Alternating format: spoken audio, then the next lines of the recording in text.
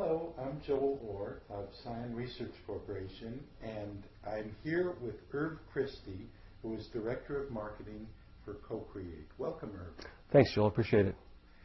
Irv, CoCreate is an unusual software company. Your whole product line, your premise for existence is very different from most of those that are in our field of engineering software. And I wonder if you could give us kind of a point of view on what it is that you're trying to accomplish here.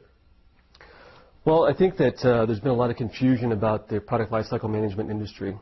And I think in many ways it's like, the five blind men who are trying to reach or touch the elephant, and they have this own view of kind of what PLM is all about. And we kind of see that sort of issue, which is being manifested by the CEO saying, I really care about top line growth, bottom line benefit, and that comes through having great products.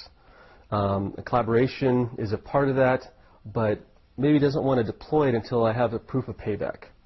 Whereas project managers have a very different view. What they're looking at is, I need to have visibility into the project. I need to know about problems that might be coming up.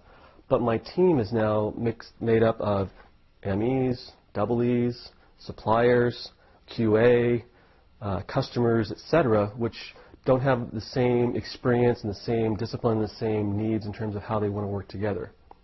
And so what we see is that as you go through that, everybody has a different viewpoint about what's important to them. Now, in addition to that, I think that we're also seeing that people need to have team productivity as the most important aspect.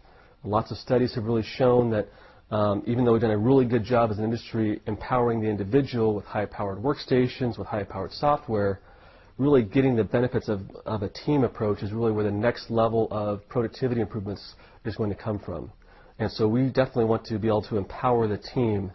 Now, the team today is really being made up of a lot of different people, and people that are coming from outsourced environments. Outsourcing is here to stay. We'd love to see all of that work being done here in the U.S., but the reality of it is there's lots of very business-focused reasons why people are needing to go to an outsourced environment. Sure. And we really want to be able to enable that to happen, to make it more effective for those people and those teams to work together. Well, here's kind of a side question. CoCreate is such a powerful tool. Does it have any way of addressing cultural or at least language differences from one place to another? Yes, we do. And when we think that the adage of picture's worth 1,000 words is very much applicable in this environment. And I think as you look at the needs to communicate effectively, being able to share things in real time, regardless of discipline, and being able to work together more effectively, and when I point at something, they can see where I'm pointing, is a really, really powerful tool. It is indeed. In fact, that's very fundamental. It's almost a way of touching the other person and having the design and the things you're talking about between you. That is very powerful.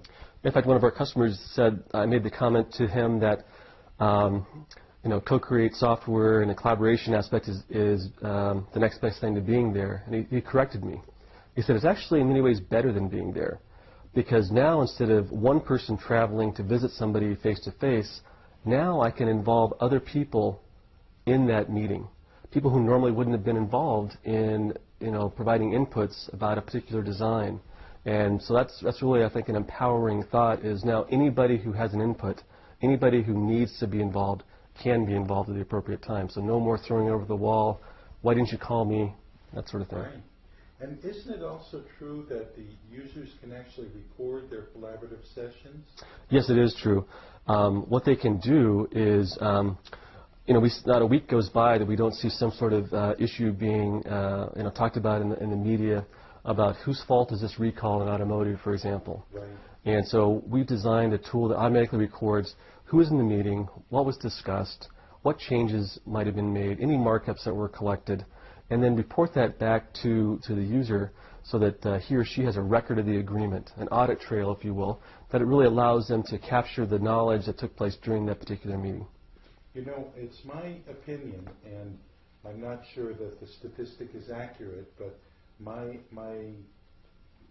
pulled out of the air guess is that 80% of the problems in engineering projects are due to poor communications, failures in communication. And I think such an audit trail goes a very long way to establishing who said what, when, Right. and knowing what in fact the commitment consisted of or did not consist of. Right. I would definitely agree with that. In fact, the people that tend to be affected in the most negative way by this is the supply chain, because they are at the whim and mercy in many cases of the OEM, and they often get abused in many cases because there's a dispute about who's going to pay for a certain change, Yes. or whose fault was it. And this is a great way for people to kind of keep track of exactly who said what. Now, who would typically pay for such an installation when you're working with outsources? Would the outsourcing company be required also to buy into the product, or perhaps as a condition of the relationship? We see a lot of people in different situations. Oftentimes it's purchased by the supplier who wants a way to communicate effectively up to the OEM. Yes. We've seen people buy it as a business development tool, as a way, especially for small and medium-sized companies who want a way to easily expand their geographic presence, and be able to actually attract business from places that aren't within, say, a 200-mile radius, which is the typical kind of business environment that those people work in. We also see people that want to buy this as a way to communicate with their suppliers.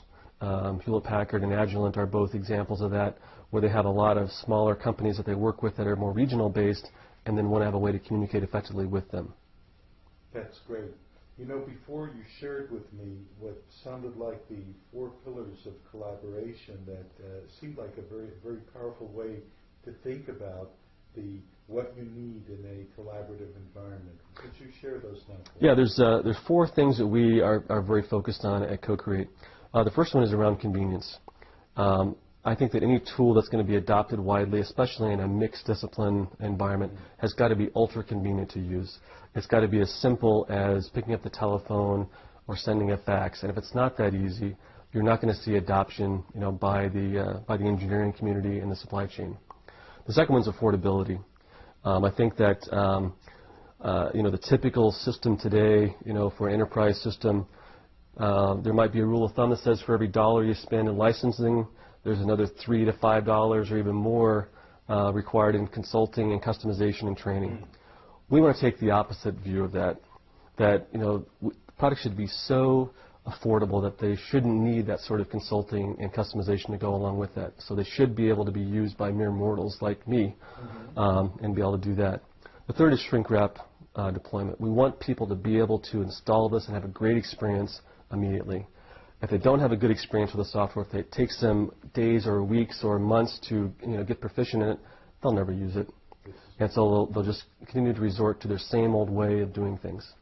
And the final point is that we want to design products that are really fit for purpose. It's springtime now. You wouldn't use a backhoe to plant your garden, but you probably wouldn't use a teaspoon either.